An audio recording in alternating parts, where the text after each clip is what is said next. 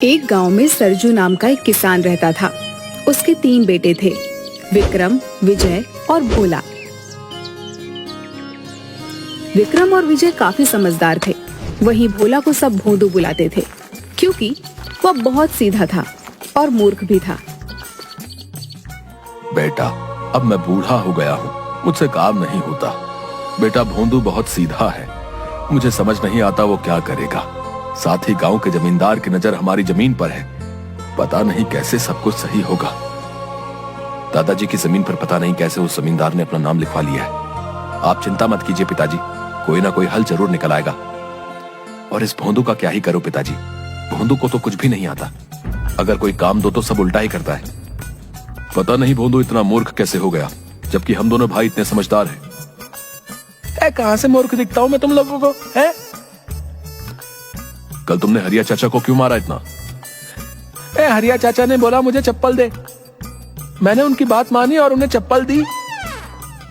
वो चप्पल पहनने के लिए मांग रहे थे, तुमने उन्हें चप्पल से मार ही दिया मूर्ख। इसे तो ये तक नहीं पता होता कि किसी इंसान से कौन सा काम करवाना है। मैंने इससे कहा जा खेतों से अनाज काट कर ले आ। मैंने जाकर देखा ये बैठकर एक एक दाने को चाकू से काट रहा था। हाँ तो क्या, तुमने तो कहा था अनाज काट कर लाओ, वही तो मैं कर रहा था। भोंदू, तुझे बात समझ नहीं आती क्या? अनाज काटना यानी कि फसल काट कर लेकर आनी थी तुम्हें। पिताजी मैं तो वही करता हूँ जो मुझसे कहा जाता है। अब ये लोग ही मुझे गलत चीज बताए तो मैं क्या करूं? भोला के पिताजी को हमेशा भोला की चिंता लगी रहती थी। हे भगवान, पता नहीं भोले का क्या होगा, आप ही मेरे भोले की रक्षा कीजिए। किसान बूढ़ा हो गया था, इसलिए उनका निधन हो गया। अब भोला का कोई भी सहारा नहीं था। दोनों भाई भी भोला का मजाक उड़ाते रहते थे। ओ भोंदू, इधर आ, मेरे लिए पानी लेकर आ। ठीक है भैया, ले आता हूँ। भोला बड़ी सी बाल्टी में पानी भरकर ले आता है। अरे मूर्ख, बाल्टी में पानी भरकर क्यों लाया है? मैंने तो पीने के लिए पानी मांगा था, गिलास में लाकर दे। एक बार में कोई काम सही से नहीं करता तुम इसे बोलते ही क्यों हो कोई काम? किसी काम का नहीं है ये, बस मुफ्त की रोटी तोड़ता है और खाली नुकसान कराता है। चल जा यहाँ से। भोला दुखी होकर वहाँ से चला जाता है। अब तो हर रोज भोंदू के साथ बहुत बुरा व्यवहार होता था।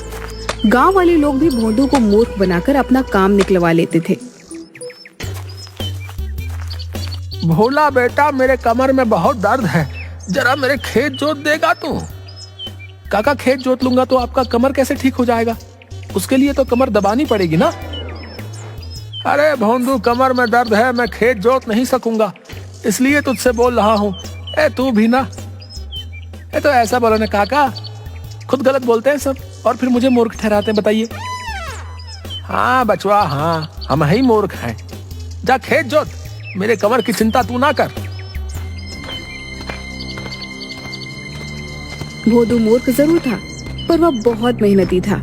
वह सबकी मदद भी किया करता था, हालांकि लोग उसका सिर्फ इस्तेमाल किया करते थे। एक दिन भोंदू गांव के रास्ते से कहीं जा रहा था। अचानक उसका पैर रास्ते पर बैठे कुत्ते की पूंछ पर पड़ गया। वह सोया हुआ कुत्ता गुर्राते हुए भोंदू को देखता है और भौंकने लगता है। अरे बाप रे बाप, क्यों भौंक रहा भाई? अरे गलती हो गई, माफ कर दे। कुत्ता उसे दौड़ाने भी लगता है। माई रे माई, कहाँ फंस गया? बचाओ, कोई तो बचाओ रे। दौड़ते दौड़ते भोंदू जंगल में आ जाता है। वह जंगल के अंदर जाते जा रहा था, उसे पता ही नहीं था वह कहाँ जा रहा है। भोला भोंदू अपने घर का रास्ता भी भटक गया था। उसे जंगल की एक और लड़की दिखाई देती है जो सूखी लकड़ियों को जमा कर रही थी। ये कौन सी जगह है? ये तो जंगल है, आप यहाँ कैसे आ गए? यहाँ तो कोई आदमी नहीं आता जाता। मैं रास्ता भटक गया हूँ, मुझे नहीं पता मेरा घर कहाँ है। उसके बाद भोंदू ने सारी बात उस लड़की को बता दी। भोंदू की बातें सुनकर उस लड़की को पता चल गया कि भोला बहुत भोला है, जो अपने घर का पता भूल गया है। मेरा नाम रमा है। चलो कोई बात नहीं, जब तक तुम्हें तुम्हारे घर का पता नहीं मिल जाता तब तक तुम मेरे साथ मेरे घर चलो। मैं लकड़ियों को बेचकर अपना गुजारा चलाती हूँ, जो मिलेगा मिल बांट कर खा लेंगे, ठीक है? भोंदू खुश होकर उस रमा के साथ चला जाता है। लकड़ी बेचकर जो मिलता है वह लड़की खुशी खुशी मिल बांटकर खा लेती है। लेकिन भोदू का भोलापन अभी भी जारी था। वह अपनी हरकतों से सबको हंसाता रहता था। वहीं दूसरी ओर पता नहीं कहाँ चला गया वो भोंदू, मूर्ख कहीं का। एक तो खुद जमींदार ने हमारी जमीन ले रखी है, ये परेशानी क्या कम थी जो अचानक भोंदू भी गायब हो गया। मैं तो तंग आ गया हूँ। चिंता मत करो, कोई ना कोई रास्ता जरूर निकल आएगा। इधर कुछ दिन बाद भोदू जंगल में लकड़ी का गट्ठर उठा रहा था। लकड़ी का गट्ठर बहुत बड़ा और भारी था, जिसे भोदू ठीक तरह से उठा नहीं पा रहा था। अरे बाबा, ये लकड़ी का गट्ठर तो बहुत भारी है, उठ नहीं रहा। पता नहीं कैसे रमा इसे उठाती है। वहीं पास ही भोदू को एक पेड़ के नीचे एक साधु बाबा नजर आए, जो ध्यान लगाए बैठे थे। भोला भाला भोदू बिना कुछ सोचे समझे उन साधु बाबा को कहता है, ओ भाई, ये गठरी बहुत भारी है, थोड़ी मेरी मदद कर दो ना उठाने में। आप तो वैसे भी सो ही रहे हो। साधु ध्यान में मग्न था और साधु ने कुछ नहीं सुना। अरे अजीब इंसान है, नींद में इतना मग्न है कि किसी की कोई मदद को राजी नहीं है। ए, उठ जा भाई, उठ जा, मेरी मदद कर दे भाई। कौन मूर्ख है जिसने मेरे सालों की तपस्या भंग की? मैं ध्यान कर रहा था। मूर्ख, तूने मेरा ध्यान तोड़ दिया है। तू खुद को समझता क्या है? बहुत बुद्धिमान है तू। इतना घमंड है तुझे अपनी बुद्धि पर, मूर्ख इंसान। लो, अब आप भी मुझे मूर्ख बोल रहे हैं। आपको नहीं पता मैं कितना समझदार हूँ। सब बस मुझे ही मूर्ख बोलते रहते हैं। तू बहुत समझदार है ना? तुझे अपनी बुद्धि पर बहुत घमंड है ना? जा, मैं तुझे श्राप देता हूँ। तेरी बुद्धि पलट जाएगी। तू अभी जैसा है उससे ठीक उल्टा हो जाएगा। तू खुद को जितना समझदार समझता है तो ठीक उसका उल्टा बन जाएगा। अरे महाराज, श्राप भी दे दिया, मेरा गट्ठर तो उठा देते। अजीब बाबा है यार।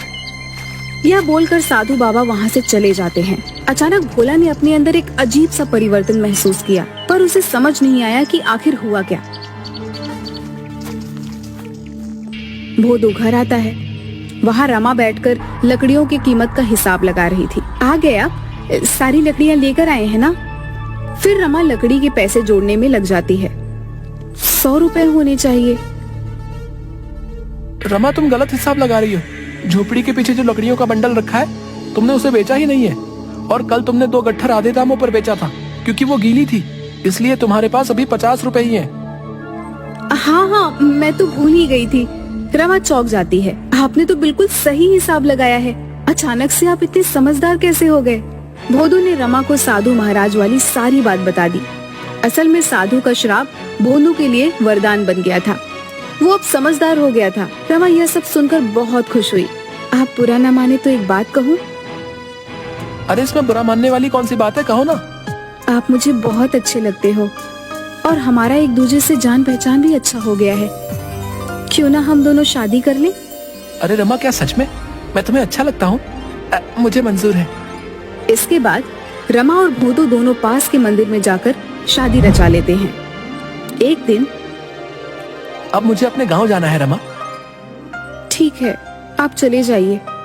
जाऊंगा, पर अकेले नहीं, तुम भी मेरे साथ चलोगी। तुम मेरी अर्धांगिनी हो, चलोगी ना? अब मेरे सब कुछ आप ही तो हैं। मैं आपके बिना भला कैसे रह सकती हूँ?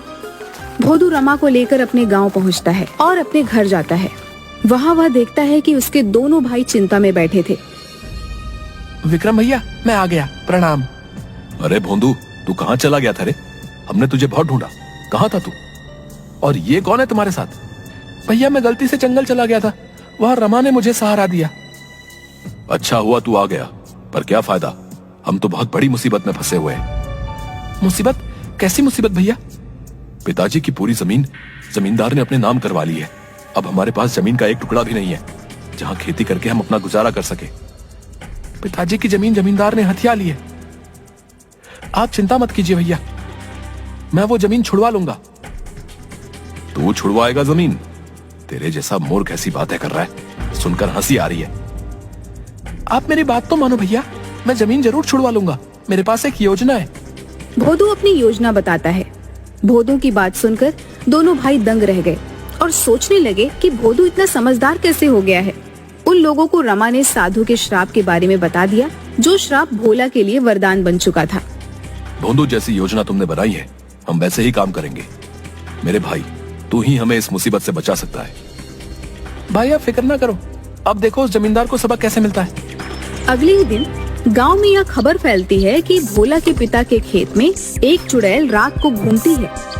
आसपास के लोगों में डर का माहौल छा गया। ये खबर जमींदार के पास भी पहुंची।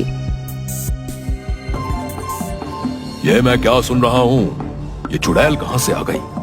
हाँ मालिक, आजकल सरजू की जमीन पर हर रात एक चुड़ैल घूमती नजर आती है और जैसे ही सामने जाओ वो गायब हो जाती है। गांव के 2-4 लोग तो बीमार हो गए हैं चुड़ैल को देखकर। क्या बेकार की बातें करते हो तुम लोग? आज मैं जाकर देखता हूँ। उसी रात जमींदार अपने 4 आदमियों के साथ चुड़ैल देखने के लिए सरजू के खेत में जाता है। ये गांव वाले सब सठिया गए हैं ससुरे।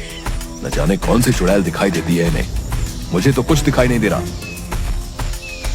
तभी जमींदार के पीछे सफेद कपड़ों से लिपटी बाल खुले हुए कोई आता दिखाई दिया। जय हनुमान, जय हनुमान। ये चुड़ैल कहाँ से आ गई यहाँ पर? हे भगवान, रक्षा कीजिए, रक्षा कीजिए।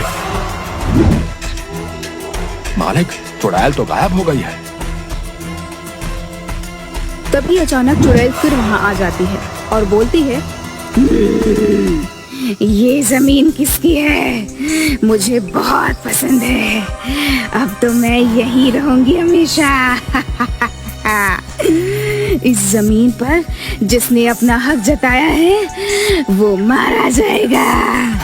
हाँ, तुम्हें मरना है। हे भगवान, आज बचा लो। मुझे कोई जमीन नहीं चाहिए। कभी मुड़कर इस जमीन की तरफ भी नहीं देखूंगा। राम राम राम राम, मरा मरा मरा मरा। सब के सब लोग वहाँ से डरकर भाग जाते हैं। दूसरे ही दिन जमींदार ने वह जमीन विक्रम और विजय को वापस लौटा दी। अरे विक्रम बेटा, मुझसे गलती हो गई। ये जमीन तो सरजू की थी और उसी की रहेगी। हाँ, ये रहे तुम्हारे जमीन के कागज। हाँ हाँ, लाओ इधर। और दूसरी बात, अगर गलती से भी हमारी जमीन पर नजर डाली ना तो हमसे बुरा कोई नहीं होगा। वाह भोंदू, वाह, क्या दिमाग हो गया रे तेरा। तेरे प्लान ने तो सच में हमारी जमीन वापस लौटा दी। और हाँ, रमा भाभी भी कमाल की कलाकार है। चुड़ैल बनकर क्या खूब डराया जमींदार को। धन्यवाद रमा, हमारी इतनी मदद करने के लिए। धन्यवाद किस लिए जी? अब मैं भी तो इसी घर की सदस्य हूँ ना। अब तो हम सब लोग मिलकर रहेंगे। भोला को पता था कि डर से किसी भी चीज को आसानी से हासिल किया जा सकता है। इस तरह भोला की होशियारी और रमा के साथ से उन्हें उनकी जमीन वापस